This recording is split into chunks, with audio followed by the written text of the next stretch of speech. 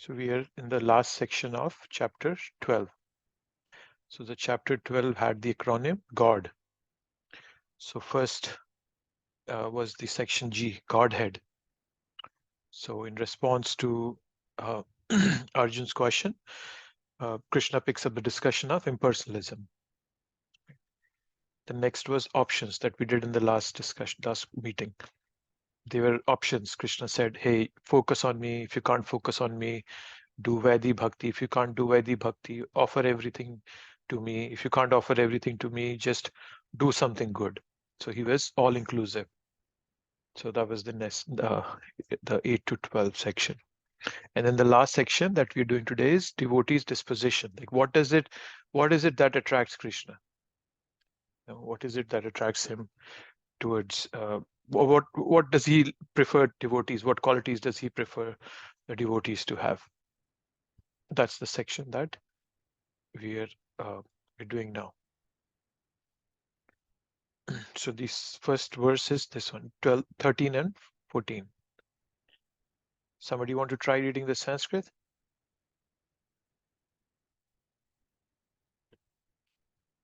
No? Okay. I'll try, bro. Yes, please. Go ahead. Advesta sarvabhutana maitra karuna evacha nirmanoni har akankara samaduka sukha shami santusta satanam yogi yata yamam drishtaya mayarpita manobodhir yomad bhakta samipriya. So Krishna is saying these are the qualities. One who is not envious, but is a kind friend to all living entities, who does not think himself a proprietor and is free from false ego, who is equal in both happiness and distress, who is tolerant, always satisfied, self-controlled, and engaged in devotional service with determination, his mind and intelligence fixed on me. Such a devotee of mine is very dear to me. So Krishna is giving qualities that endear devotees to him, that that he likes devotees to have. Right. So this verse and the following, nearly all of them till 20, they all end with that word Priya. And Bhakta Sime Priya, and so kind of. So he's saying Priya, the word Priya is being brought here. So so we're going to discuss how in Bhakti, how to develop saintly qualities. Right. So that's Krishna is mentioning here. These are the saintly qualities that we are supposed to have. Uh, so we do every devotional activity just to attract Krishna's attention. That's the summon bonum of all the activities we do. The goal is to attract Krishna's attention. Right? That's the goal in all the process. If we keep that in mind when we do service, we get the best return for service. Right. So many times we are focused outwardly, and we sometimes justify our passion in the name of compassion. But actually, if we look deep inside, we have not developed the kind of attraction towards devotional service, and therefore we have not developed these qualities yet, which others would expect to see in devotees. Whenever I get angry, my mother always points out to me, see, you're doing so much chanting. Is this what you're getting? Is this the benefit of bhakti you're getting? She always points that out to me. So people are always looking up to devotees that they should have these qualities. But we are missing these qualities, at least I'm missing these qualities, because I haven't yet uh, developed the kind of attraction. I don't have a taste for devotional services because there's so much of pollution in my heart, right? So so how to develop these good qualities is a good point to understand. In the first canto, there is a story of Narad Muni. I think it comes in the seventh chapter of the first canto, Srimad Bhagavatam, and Narad Muni is telling his story from his past life, and he clearly tells out that how there were these sages who used to come and live in his mother was a maid servant in a dharamshala kind of a place, and the sages used to come and stay there, so he would serve them. Right. So let me just see if I can find that section and we can read it quickly.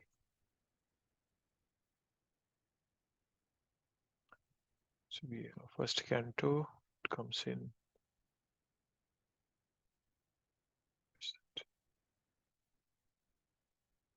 So this appearance. See this appearance of Lord. Yeah, so let me share this screen. There should be.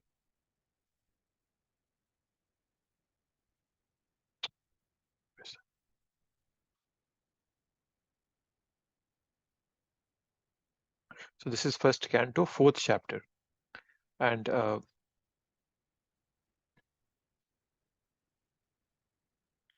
yes, Mataji. Prabhuji, I thought Narad Muni was Brahmaji's son, just like the first son he had, Parvati Mata's dad. He was the son of, but then in his previous birth, he was a maid servant, the son of a maid servant. Let me, and this section I'm finding. Yes, sorry, what were you saying? Yeah, so I think Vamshi Prabhuji said one time that these are different yugas. So yeah, in one of the yuga, he was Brahmaji's son, right? Well, he's Brahmaji's son. Yuga means, so he's not, he doesn't go away after every yuga. It's not like he disappears. Like just like Brahma, he has a life. His life covers so many yugas, probably 1,000 yugas, I think, if I remember correctly. So it's not like Narad Muni is only present in one yuga. So before being born as a son of Brahma, he was a son of a maid servant. Yes, it was in a different yuga, but before that. But then in this birth as Narad Muni, he's not just living in one yuga. His life is much, much longer, and that encompasses many yugas. But I thought Brahmaji's offsprings were the firstborn, right, in the universe. Were they not the firstborn? They were the firstborn in this creation, but then creations have been happening again and again, right? So it's not as if that only this creation is there. As I said, right now, this 4 yuga cycle, or let me show you how this go.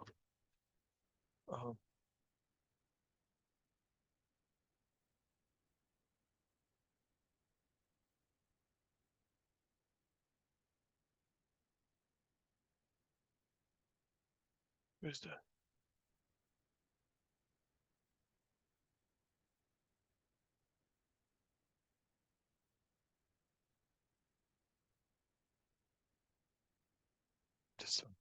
This diagram. I don't know if it comes out big enough. I'll just quickly show you this. So this diagram, if you see, this is the life of Brahma, and his life contains 4.32 billion years of total. That's 1 day of Brahma. So 1 day of Brahma is 4.32 billion years. That contains 17 into 71 into 4, approximately 1,000 of these yugas. So his life is very long, but then it doesn't mean that the creation only starts here and there. The creation is eternal. It keeps happening again and again, again and again, again and again. So Brahma keeps coming again and again, again and again, again, again. That's the way to look at it. Okay. Yeah. So this creation is eternal. Just like the spiritual world is there, but this material world also has been existing. It sometimes is manifest, sometimes is unmanifest, sometimes it's manifest, sometimes it keeps happening that way. So in one of the births before he became Narad Muni, Narad Muni is a son of a maid servant. Okay, this is the chapter. This is 5th chapter. So he's giving the example here.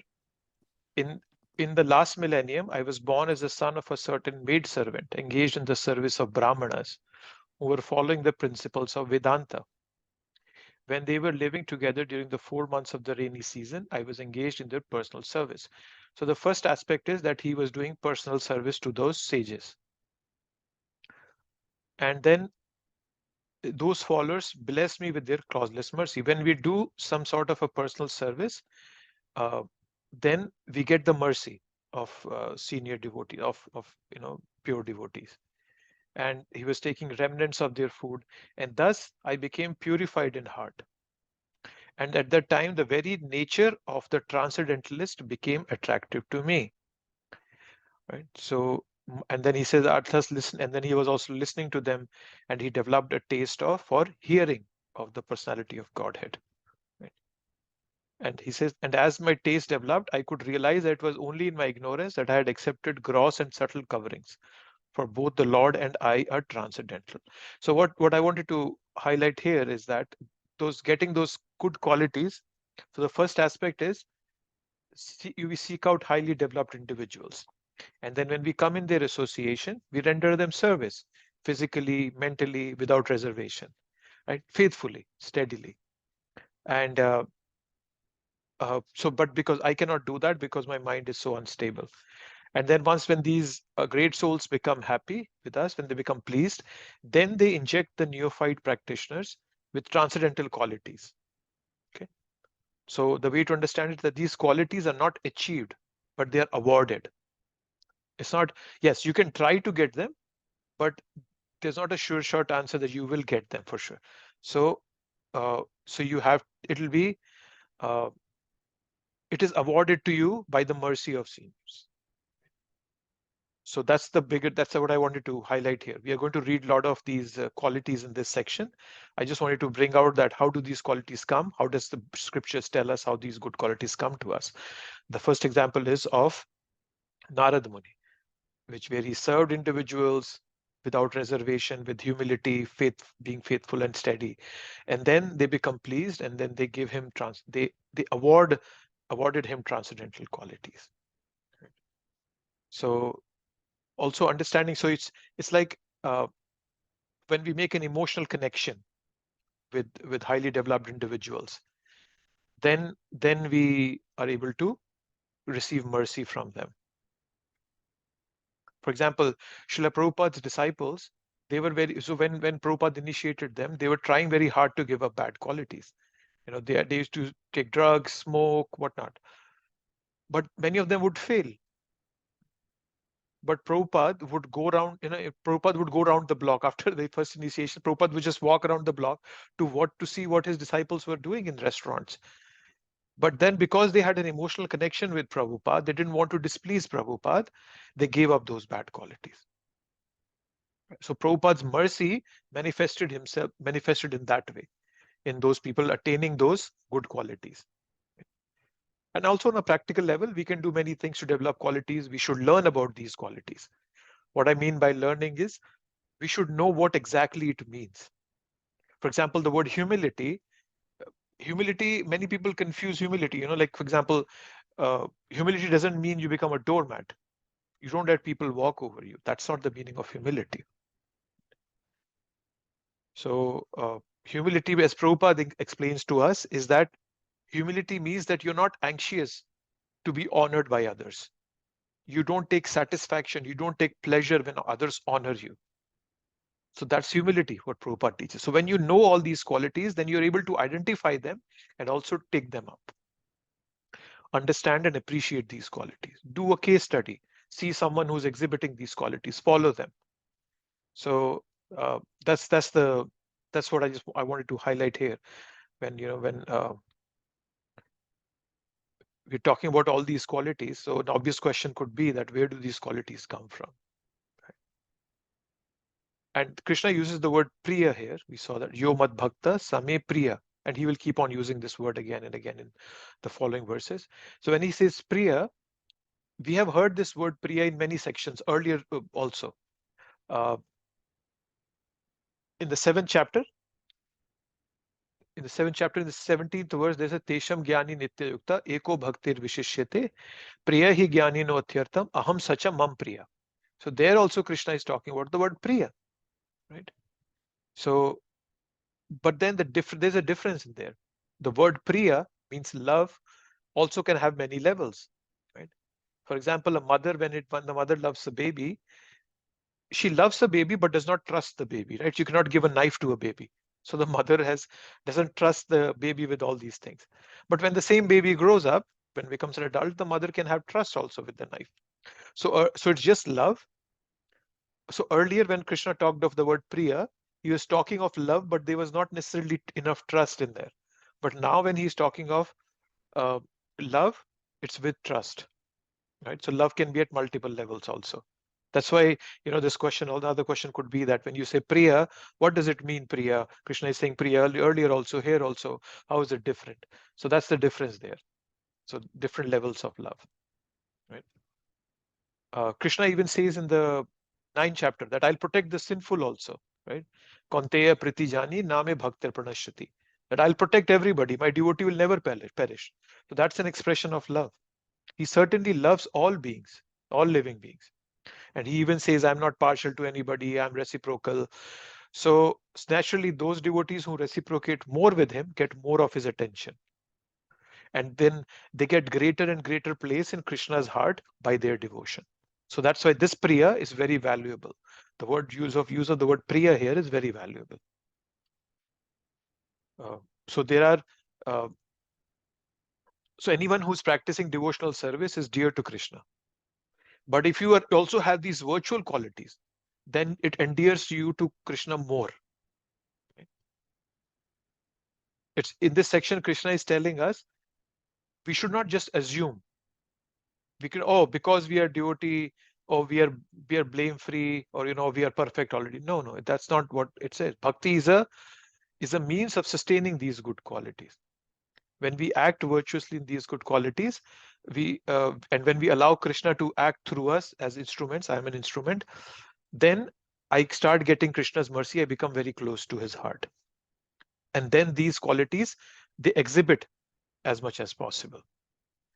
So I just wanted to bring out this section before we get into the different qualities, some background about qualities. So first thing he begins with is non-envious, adveshta sarva bhutanam. Sarva bhutanam. It's not like adveshta only towards devotees. It's adveshta towards every living entity. That's the understanding here, right? Krishna even says this in the 6th chapter. He comes, Atma upena sarvatra samam pashyati yo Arjuna sukham va yadi va dukham sa yogi paramo mata. That who's the topmost yogi? Who has developed compassion. So, and it was coming in the 6th chapter, where it was about dhyana yoga, about meditation, and also even people who have renounced, they also have to become compassionate, right? So, in when we practice bhakti yoga, which Bhagavad Gita is endorsing conclusively all throughout, Krishna doesn't ask us to withdraw from this world, but he's asking us to act to fulfill Krishna's mission of compassion for all living beings, of being Adveshta Sarva Bhutanam. So that's what he's saying. So it's all for all of them. So when we practice spiritual, all our spiritual practices, they don't diminish, but actually deepen our compassion for everybody. That's one of the signs that you can quantify your growth in bhakti. Am I becoming compassionate towards others? That's an important part here.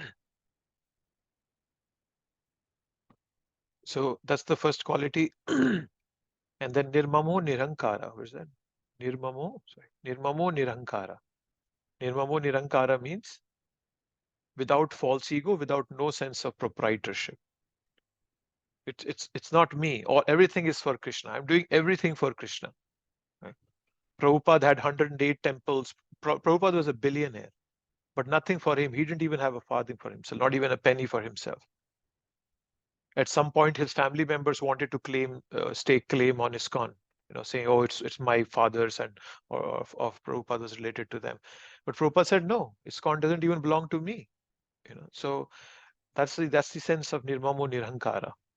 That it's not me, right? Nirhankara, that let go of that false ego, let go of bodily definitions, right? So when we start understanding that everybody is a soul, then we start thinking of everyone equally. So the devotees, they always delight in that internal connection with Krishna. There is no external connections. Then Krishna is saying he is equal in both happiness and distress. So once when you're on a level of a soul, then the happiness and distress is on a superficial level, on the level of a body. Then we no more pay attention to them. We become tolerant. So tolerant is a quality that Krishna is asking to us to follow throughout the Bhagavad Gita. He uses the word dhira at many places and so forth. So he uses different words for tolerant. And he's telling us this, just tolerate this material world and move forward. Come to me. And when we read the Srimad Bhagavatam, we see the same extension, the same thoughts being amplified in Srimad Bhagavatam. Brahma says this in his prayers in the 10th canto, 14th chapter, that tatte anukampam susamikshamano bhunjan eva kritam vipakam. That just who keeps tolerating in whatever condition he or she is put in, he becomes a heir to the kingdom of God. So, so these are some qualities that Krishna is beginning with. So let's see what Prabhupada is saying in there. This is an important one here. When a devotee is in distress or has fallen into difficulty, he thinks that this is the Lord's mercy upon him. He thinks, thanks to my past misdeeds, I should suffer far, far greater than I'm suffering now. So it is by the mercy of the Supreme Lord that I'm not getting all the punishment I am due. I'm just getting a little by the mercy of the Supreme Personality of Godhead. This is how a devotee thinks when when problem come to them. Queen Kunti asked for problems. That Krishna, when I had problems, you were very close to me. Now all my problems are gone, so you are also going away. So that's how devotees think. And we should, I've been requesting all of you to read the purports. Prabhupada gives very specific meanings of all the words when such verses come. See, for example, he's giving the meaning of nirmama. So, not relating to the body extensively. So Prabhupada is giving the meaning of nirmama. And then some others also he's given, right? So all these qualifications enable him to fix his mind and intelligence entirely on the Supreme Lord. So these qualities that Krishna is mentioning, when we attain them, it stabilizes our mind. It fortifies our intelligence. It's no more a distraction for us. So helps us focus on Krishna much better when we develop these qualities. And as I said, these qualities, they come by, I gave those steps, right? So seeking highly developed individuals, serving them, and then we get mercy, right? Developing an emotional connection with those devotees. Also, there are some qualities here. Let's just go back to the purport. So that's the first part, dukha sukha. Santushta satatam yogi yatatma dridha nischaya. So he's saying santushta satatam. He's always satisfied, self-controlled, and engaged in devotional service. So these are kind of, there are some emotions that agitate our mind. Excitement, dejection, fear, anxiety. Right? Devotee does not allow such emotions to come between him or her and Krishna. Right?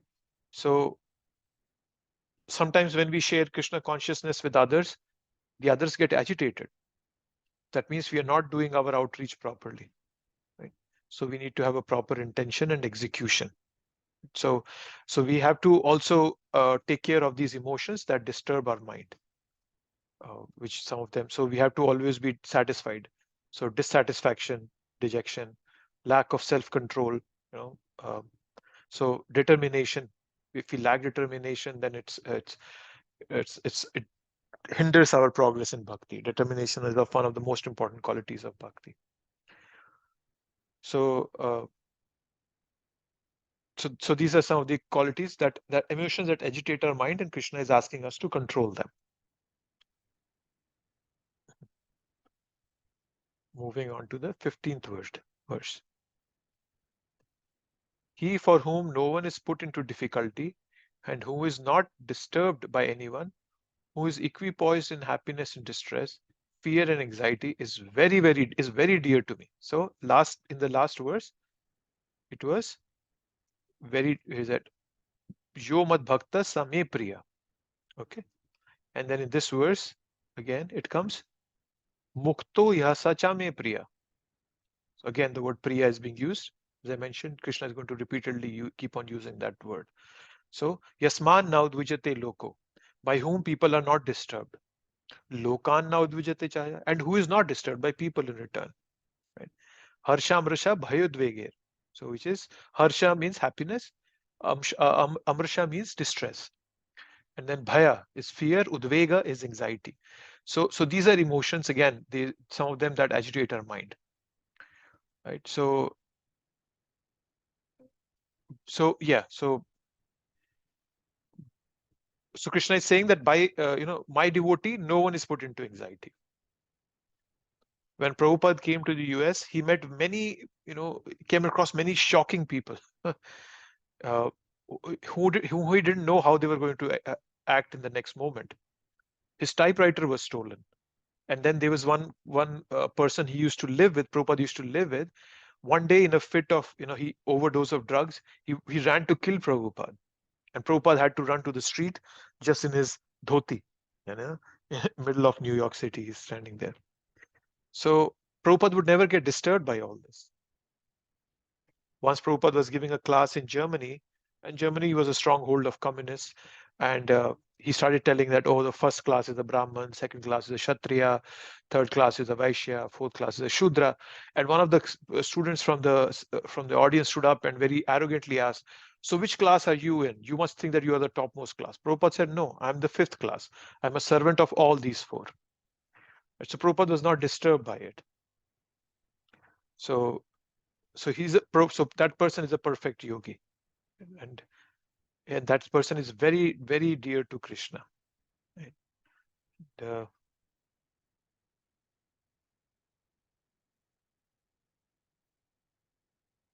Let me see if Prabhupada is saying something here.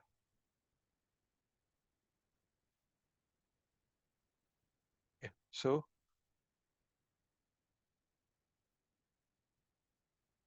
devotees.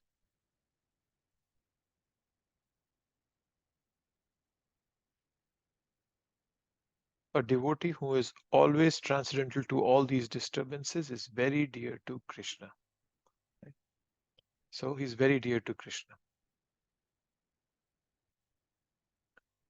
When somebody controls all these, that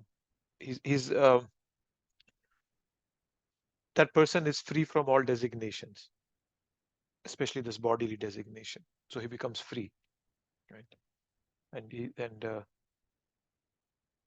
So as the Dalai Lama says, right, that pain is, what do you say, that pain is inevitable, but suffering is optional. So we can be in pain but not suffer if we are let go of those designations, bodily designations.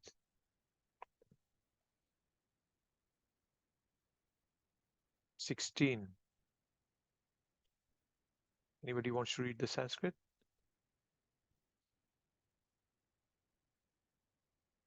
Anybody? No? I can read. Yes, please go ahead, Mataji. Anapeksha suchidaksha udasino gatavyataha sarvarambha parityagi yo madbhakta same priyaha.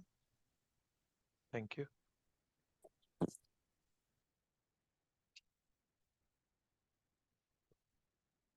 A devotee who is not dependent on the ordinary course of activities, who is pure, expert, without cares, free from all pains, and not striving for some result, is very dear to me.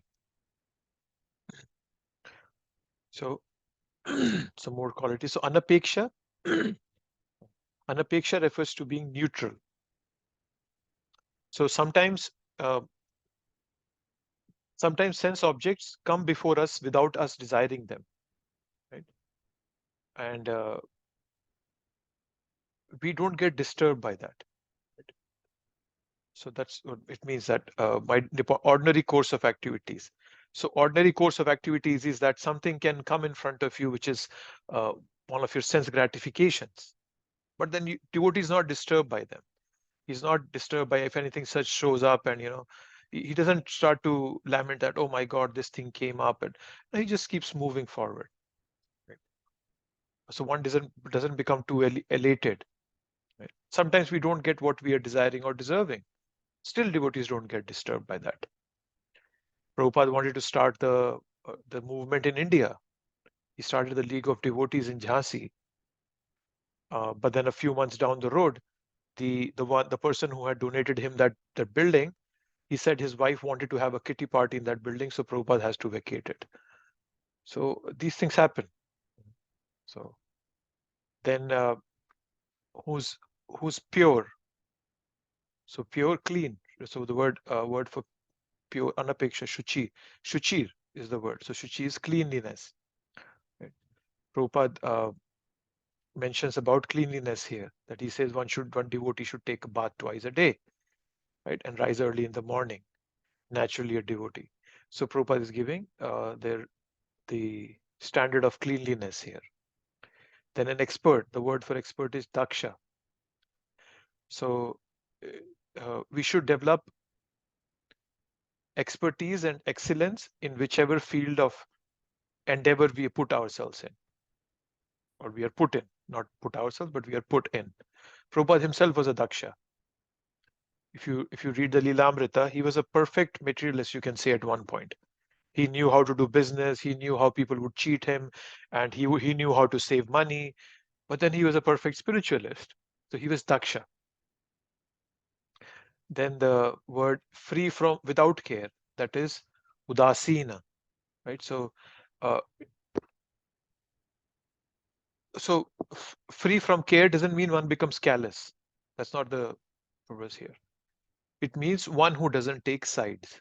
That's the meaning of the word udasina. So free from care. Yeah, free from care doesn't mean you become careless or you become carefree. Oh no, I don't. It doesn't matter to me. I'll leave my family and go to the forest, become a sannyasi. No, it means one doesn't take sides. Right? Gatavyata. Gatavyata means even if respected or insulted. Where is that? Gatavyata, free from all distress, whether it's respect or an insult. And then it says Sarva Ramba Parityagi. Of all endeavors, renouncer. He's a renouncer of all endeavors. So now what does that mean? Now somebody can ask that, oh, is Krishna asking us to give up all activities? No. What Krishna means here is that we just don't use those activities for sense gratification.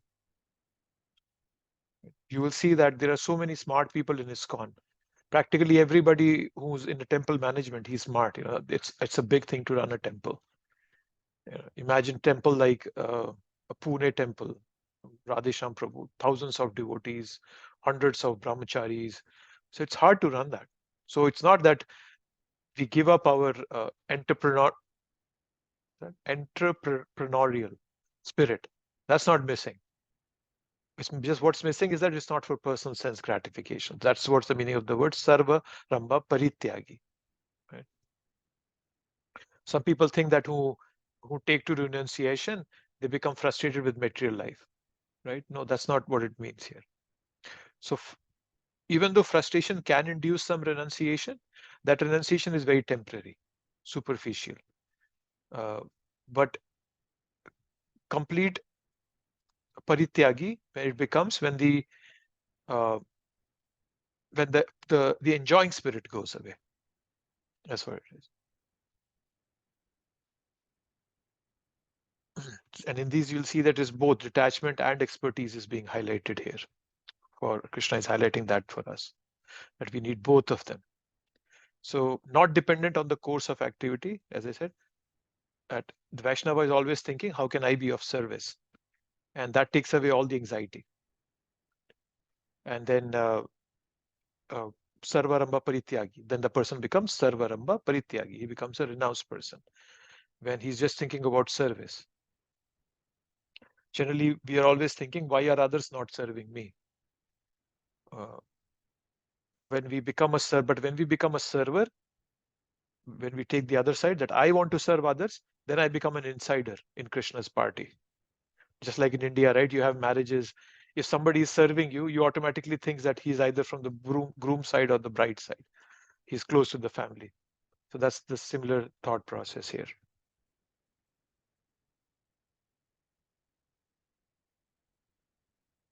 So Prabhupada is giving an example that constructing a big building requires great energy, and a devotee does not take to such business if it does not benefit him by advancing his devotional service. So yeah, you can make a big building, everything, take a lot of endeavor, but the goal should be just for advancing our devotional service.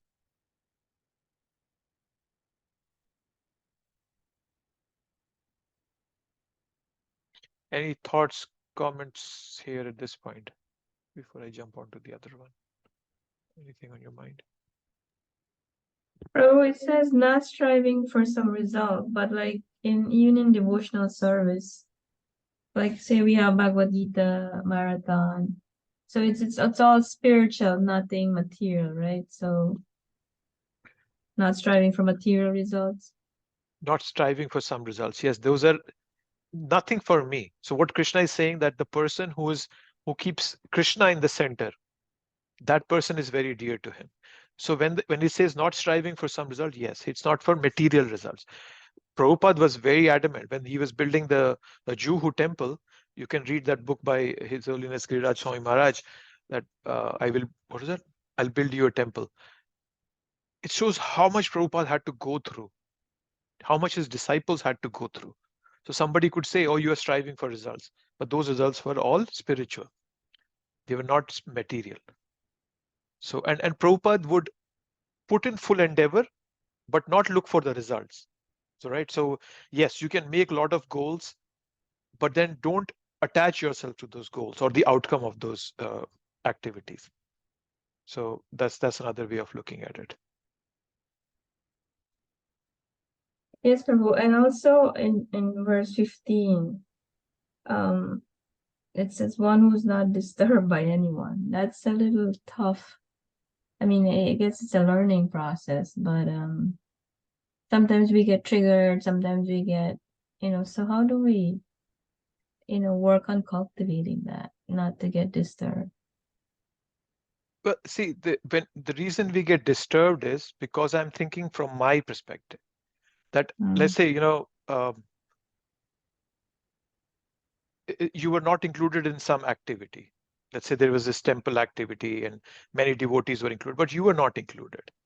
Now, if I'm thinking that, oh, I was not included, so I felt insulted and hurt, so that will disturb me for sure. But if my mood is to just become a servant, I want to serve, that's all I want to do, then that wouldn't disturb me that much, right?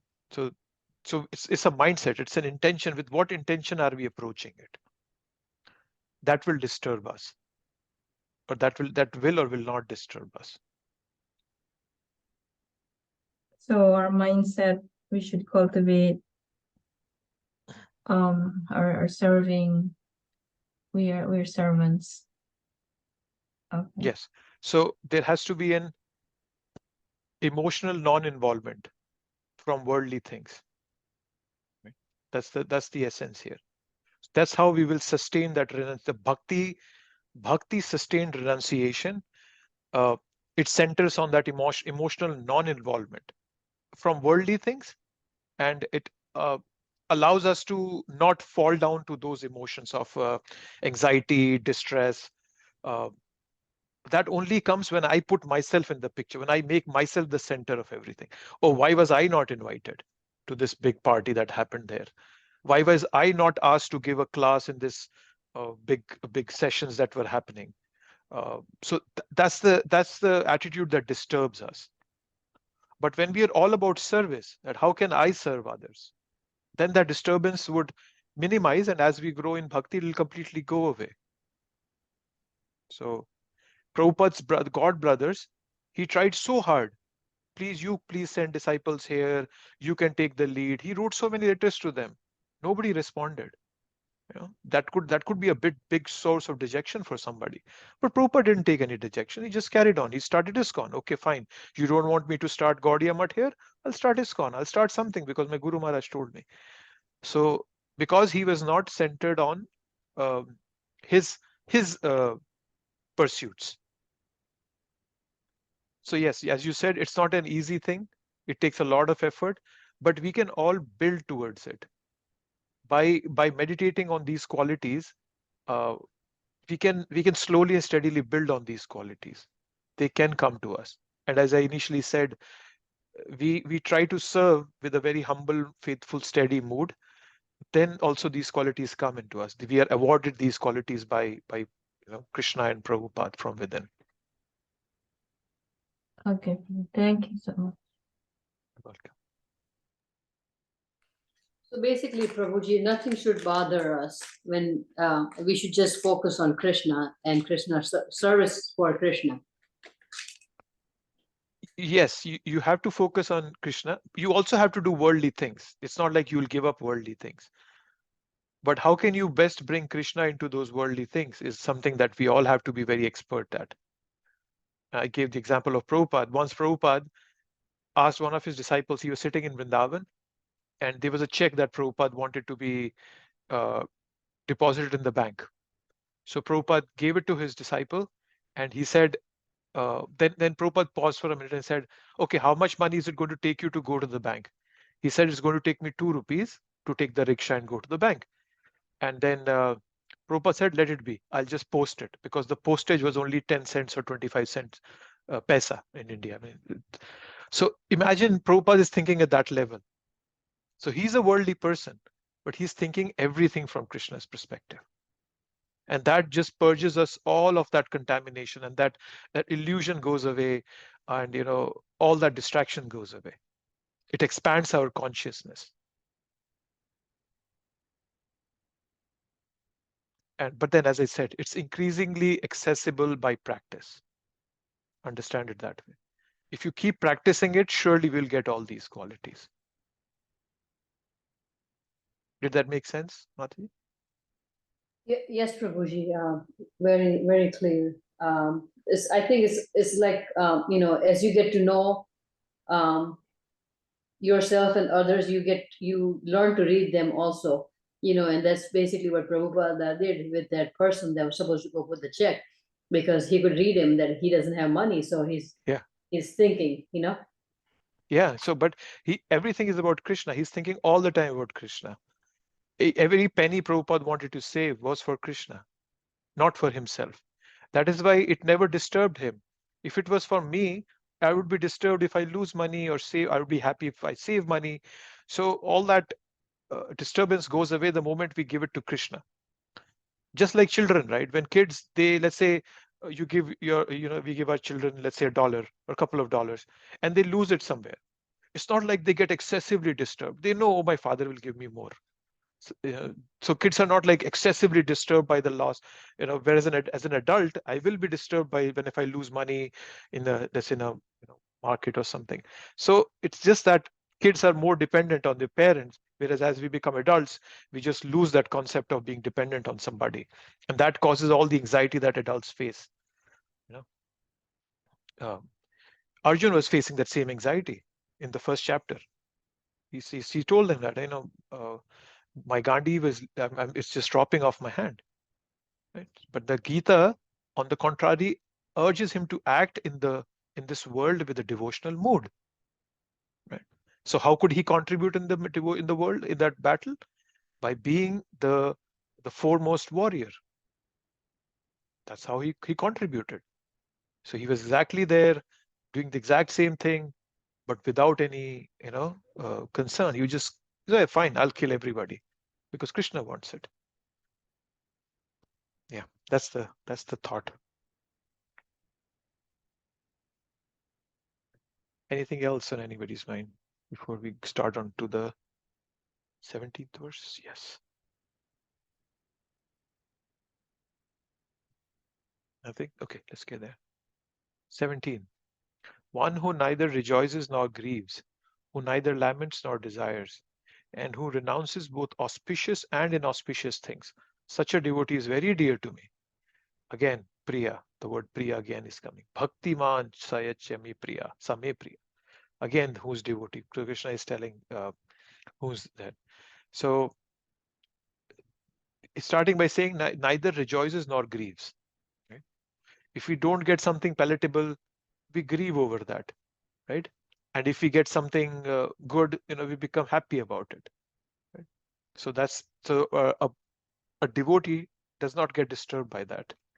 I heard this story. I've heard it in many formats, but once Akbar, not Akbar, a king, he wanted to, uh, uh, he thought that one of his ministers was arrogant, so he wanted to shatter his pride, and he said, "You have 3 months. Go find me something that can make me happy and sad at the same time." And that minister looked for it throughout the world, throughout his country, but couldn't find anything. And on the last day, he went to this antique shop. There was an old man sitting, and he asked the old man that, "Can you give me something that can make me happy and sad at the same time?" And the old man said, "Yes, I have something for you." And he went in and bought out a ring, and he inscribed something on the ring. And when the minister read that, he became very happy, and then he took it to the king. And when the king read, it said, "This too shall pass." So that's again is a mindset. If we know that this happiness that I'm going through right now is also going to go away, and all the misery I'm passing through, this is also going to go away, then I don't become excessively disturbed or overjoyed by either one of them. That's one first thing. And then he says, Krishna is saying, neither laments nor desires. And then who renounces both auspicious and inauspicious things. Oh, now that's the big thing. Why would somebody want to give up auspicious things? So auspicious activities that are a hindrance to devotional service should be given up.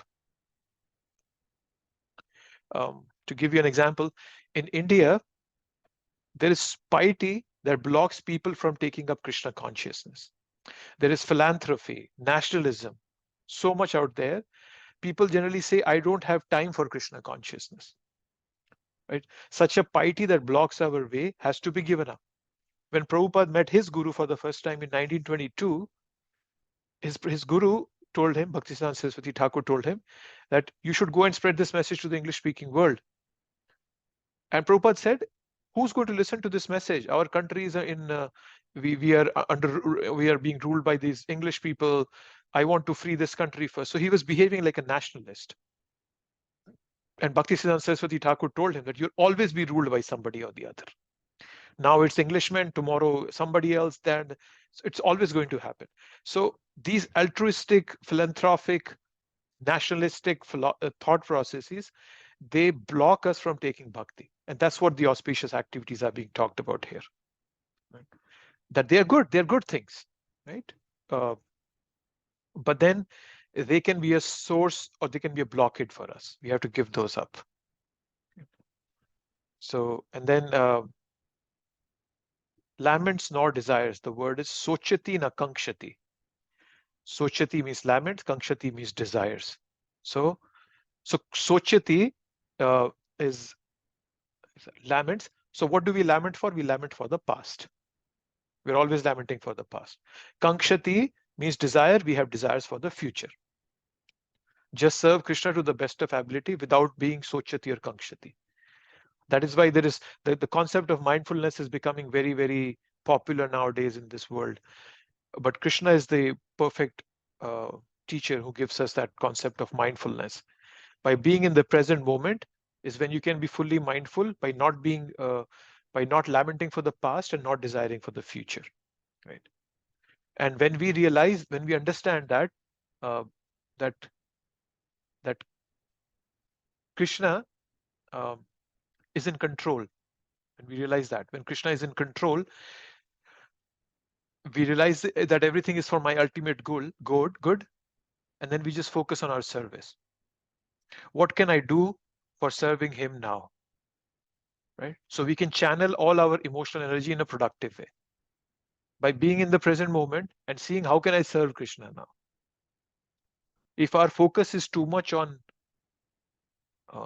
what is happening to us, either way we are letting our emotions get entangled, too much entangled in what is happening and what can we do or what happened in the past. All these leads to dissipation of emotional energy. Right? As they say, right? Energy flows where attention goes. So that's our emotional drainage happens. So such a devotee who focuses on Krishna is very dear to Krishna. We as we see in cricket, right? Sometimes there's bowlers, the bowlers or the fielders, they use sledging to unsettle a batsman. They would say some nasty words or laugh at the batsman or agitate him. If the batsman lets these nasty words agitate him, he will suddenly be disturbed emotionally and he'll play a rash shot and get out. But in contrast, a more mature batsman, uh, by remembering the bigger purpose, that winning the match is more important for me, he will keep his cool and play intelligently. Similarly, in bhakti, we should not let all these external factors agitate us. Otherwise, all our emotional energy will be drained out. Right? That's something that we should remember. We have to curb the immediate emotions to achieve a bigger purpose. So just as I gave the example of sports, cricket, so it also applies to our spiritual life. So we all are aspiring aspire to relish spiritual emotions centered on love of Krishna. And these are right there in our core, in our soul. We just need to activate them. But to activate them, we have to deactivate our material obsessions that disturb us, that produce excessive emotional reactions. So Krishna here is saying that those who don't get worked up by these worldly emotions, they become very dear to me, become very priya to me. Yeah. Let's see what Prabhupada is saying. So Prabhupada is giving an example of a son or a disciple.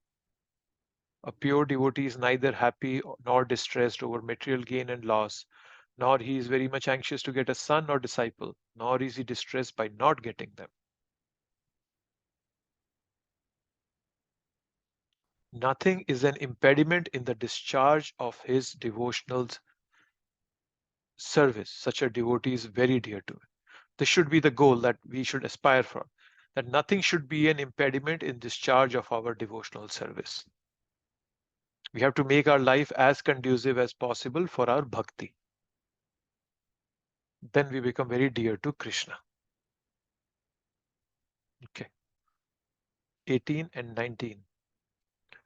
One who is equal to friends and enemies, who is equipoised in honor and distress, heat and cold, happiness and distress, fame and infamy, who's always free from contaminating association, always silent and satisfied with anything, who doesn't care for any residence, who is fixed in knowledge, and who is engaged in devotional service, such a person is very dear to me. Again, the dear Priyo. Again, the word Priyo comes here. This is the 2 verses. So now you'll notice that some of these things are repeated here. Happiness, distress, and all that. Prabhupada gives the answer that why does repetition is happening here. We may find some repetition in the descriptions of the qualifications of the devotee, but this is just to emphasize the fact that a devotee must acquire all these qualifications. So when we really want to emphasize something, we repeat it again and again. Have you understood what I said? Did you understand it? Just to be sure. Right? So some of the qualities again. So it's given here. So he's Sangha Vivarjita. So Sangha Vivarjita is one quality here that has another one. Free from all association. So it's where's that? Free from contaminating association. Prabhupada's trying to. We should develop this ability that we be in the material world but not be affected by it. Right? Like vaccines. We all took vaccines for COVID virus. So even though COVID virus was around, it didn't attack us. It couldn't penetrate the shield that we had created. So similarly, when we are in this material world, we We should not be affected by it. That's it. And the best way to do that is have a good morning sadhana practice. Then it's kind of you're developing the shield for your whole day. You wake up morning, you do your chanting, reading, hearing. So have some plan for your morning sadhana. That way, when you start your day, when you go out into the material world, we are protected. Right? Then there is another word that comes in. I'm just picking out the words that are new. Most of them we have talked about. Mauni. Mauni is another word. So the word Mauni means silent. So that's interesting. So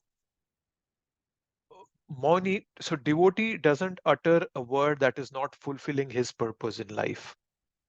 So silent doesn't mean not speaking at all. Silence means not speaking nonsense things, not wasting our time and energy in nonsense things. But if we need to talk for fulfilling the higher purpose of our life, devotional service, then we can speak. That's the meaning of the word Mauni. So then comes Santushto yena kenachit. The word Santushto yena, satisfied, yena kenachit, with anything. Satisfied with anything, right? So many of you might have been to Mayapur. There is a hut there in Mayapur where Prabhupada used to stay. If you go and you should see it. Now it's, well, the hut has been it's been decorated properly and everything looks much. But when Prabhupada was actually living in it in 1970s, it was in the middle of rice fields. So you can imagine there were snakes, insects, so much there, right? But Prabhupada was living in that hut. But what was he doing? He was building a grand facility for devotees. If you go to Mayapur, there's that Lotus building. That was the first building that was made. That was made when Prabhupada was around. So even though he himself was living in a hut, but he was making a beautiful building for devotees. So santushta yena kenachit, being happy in whatever position one have. If devotees have gone to the Los Angeles temple, again, you'll see that. What a beautiful setup is there, right? The whole street belongs to the devotees. There are devotee houses on both sides of the street. And then towards the end of the street is the temple. So once somebody asked Prabhupada, why are you making such palatial temples, grand temples? You are a sannyasi. So Prabhupada said, I can live anywhere. I can even live under a tree. But then you will not come to listen to me there. So to make people's mind conducive to listening, I have to make these beautiful temples. So that's the way to understand santushto yena kenachit. Aniketa. The word aniketa means who does not care for residence. Niketa, right? The word Niketan, in Hindi, Niketan, Sanskrit means that residence. So aniketa means who doesn't care for a residence, right? So it refers to having no residence where one can claim proprietorship, right? And then sthiramatir. Sthiramatir is fixed in this process, in knowledge, and engaged in devotional service. So these are, again, some more qualities here. And as I mentioned, some of them are repetition, but that's just for emphasis. Here, so this is a very good part. Let's just read this. This is the verse in the first canto, 5th chapter. I think it's verse number 18. Yasyasta bhakti bhagavati kinchana sarver gunas tatra samasate sura. Harau abhaktasya kuto mahadguna manorathe nasati dhavato bahi. That a devotee,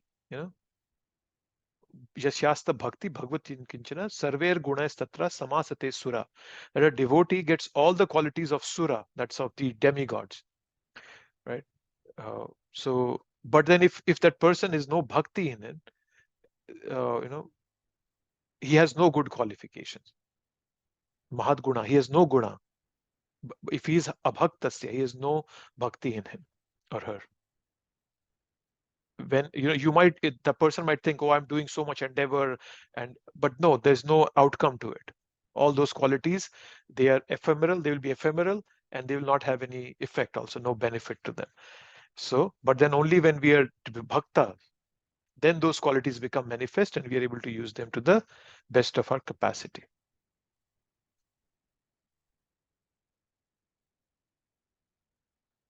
Okay, the last verse of this chapter. So Krishna, those who follow this imperishable path of devotional service and who completely engage themselves with faith, making me the supreme goal, are very, very dear to me. It says Ativa me priya. Now it's not just priya, it's Ativa. So the word Ativa means very, very. So now who's Krishna calling very, very? Engage themselves with faith. The word is being used here is Shraddha.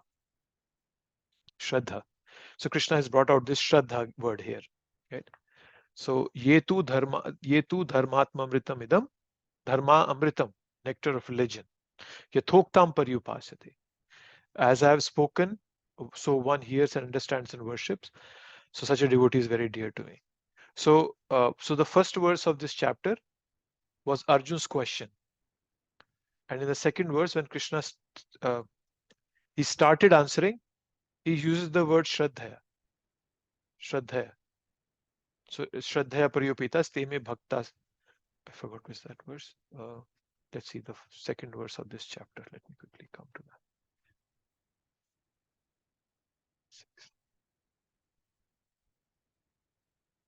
3, 4, 2.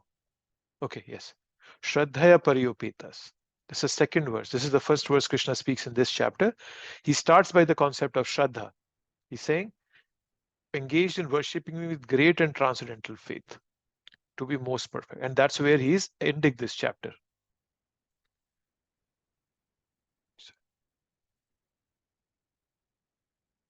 17, 18, 19, and 20. That's where he's ending this. Shraddhadhana mat parama. Right? So he's using the word. So Krishna started with similar thought on Shraddha and ends with in this chapter Shraddha. So Krishna is saying all you need is have faith. So the devotee becomes most dear to Krishna once we have faith. Right?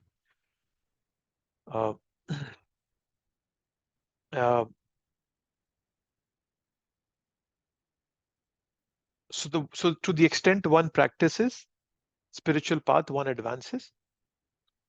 So on recognizing this fundamental point, a devotee practices devotional service, and one who has faith in pure devotional service, such a person is very dear to me, the Lord is saying. Okay. And then Prabhupada in the purport,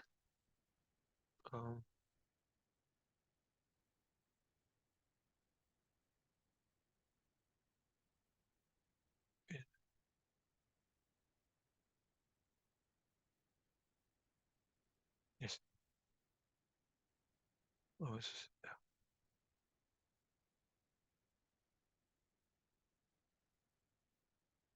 okay. So yes, I'll come to this. I was looking for something. I couldn't find it. I thought there was one important point Prabhupada brings out, but I couldn't find that. Okay. So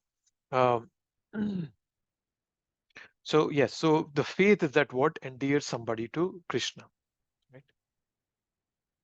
And now if we look at this this and last purport, so Prabhupada, what he does is he walks us through the 6 chapters. Like if you remember in the 6th chapter also, Prabhupada gave a summary of all the 6 chapters, 1 to 6. So now this is the 12th chapter. This is the end section, last section of the last chapter of the Bhakti section. So Prabhupada gives a summary of the whole all chapters also, earlier chapters. Right? So the Bhakti section started from 7.1. Maya Sakta Mana Partha Yogam Yunjam Madashraya. And then ends at chapter 12, Bhakta Steti Priya. So the highest level of bhakti is constantly fixing mind on Krishna. That was also said in the 6th chapter, right? Even though it was talking about yogis, meditational yogis, but then Krishna brought bhakti there also. And then from the next chapter onwards, Krishna is going to talk of Jnana Yoga. And he will tell how Jnana Yoga also culminates in Bhakti Yoga, right? So just to go over a recap of these 7 chapters, right? So the 7th chapter, it provides us an intellectual foundation for leading a life of devotion by telling us about Krishna's ultimate position and the position of Bhakti Yoga. 7th chapter, right? Bhumi apo nalo vayu khamano buddhi revacha. He tells about material energy. He talks about us who are the, tathashtas, middle, somewhere in the middle. And then he talks of the spiritual energy in the 7th chapter. The 8th chapter was about Ashtanga yogis, right? And then he establishes that Bhakti Yoga is preferable because it is easier, sulabha, and he talks about how we die with Krishna in mind. Then 9th chapter focused on the confidential knowledge, right? And then 10th talked about all the vibhutis of Krishna, right? And there was also the Chaturshloki Bhagavad Gita in there. And then the 11th chapter, there was a vision of the universal form. Krishna showed him the future and the past. And then in the last chapter, this 12th chapter, he concludes that that everything leads to bhakti, the whole process. So whatever it may be, jnana, dhyana, whatever it is, everything culminates in bhakti. So Krishna discussed about accommodating people who are doing devotional service at multiple levels. That's the beauty of this chapter.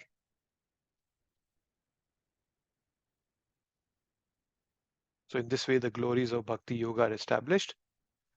And then Arjun will begin another chapter, 13th chapter, with questions. Then Krishna will start talking about Jnana Yoga and how Jnana Yoga will lead to Bhakti. So we'll see that later on. So we end the chapter here. Hare Krishna. Just 1 second.